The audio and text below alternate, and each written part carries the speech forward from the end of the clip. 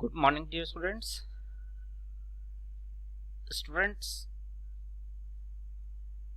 हम first book अपनी complete कर चुके हैं। आज हम चैप्टर 1 से जो आपका nature and significance of management है वहां से और कंट्रोलिंग फंक्शन तक रिवीजन में केस स्टडीज हम करेंगे। तो स्टूडेंट्स, आज हम चैप्टर 1 से कुछ केस स्टडीज यानी छोटे छोटे टॉपिक्स उनको हम डिस्कस करेंगे। कुछ छोटी छोटी केस स्टडीज हैं उनको डिस्कस करेंगे, ठीक है। तो क्योंकि एग्जाम में आप जानते हैं कि अब केस स्टडीज ही आती हैं, मैं पहले केस स्टडीज के बारे में आपको बता दूं केस स्टडीज होती क्या है। स्टूडेंट्स, केवल किताब की जो यानी बुकिश नॉलेज है उसकी कोई वैल्यू नहीं है, उसका कोई मीनिंग नहीं है जब तक कि आप उस नॉलेज को प्रैक्टिकल लाइफ में इंप्लीमेंट नहीं कर लेते। इसलिए कि जो आप सीख रहे हैं उसको प्रैक्टिकल लाइफ में इंप्लीमेंट करना जरूरी है। यानी जो रियल सिचुएशन है उसको आप कैसे हैंडल करेंगे।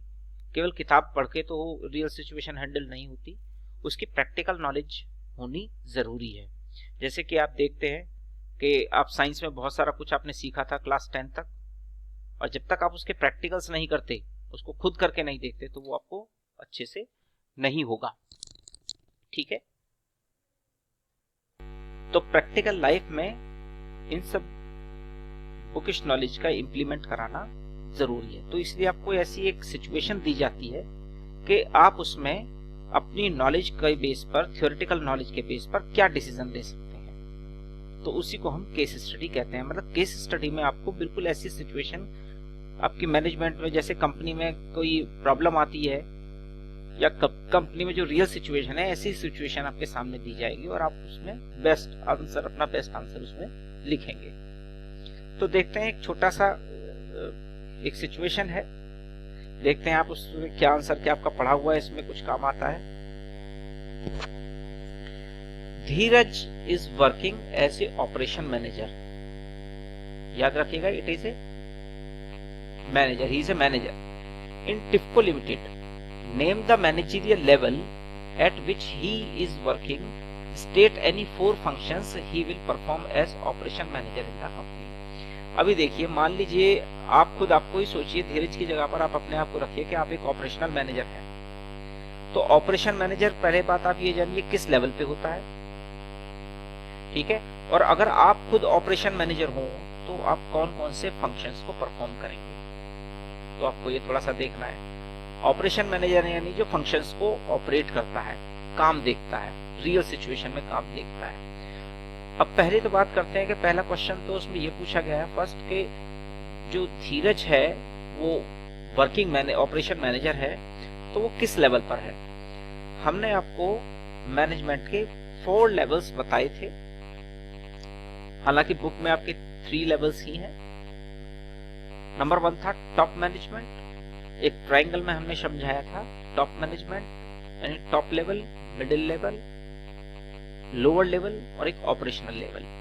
टॉप लेवल में हमने बताया था आपको सीईओज, मैनेजिंग डायरेक्टर्स और leading share holders, equity share holders यानी कंपनी के ओनर्स उसमें आएंगे टॉप मैनेजमेंट में।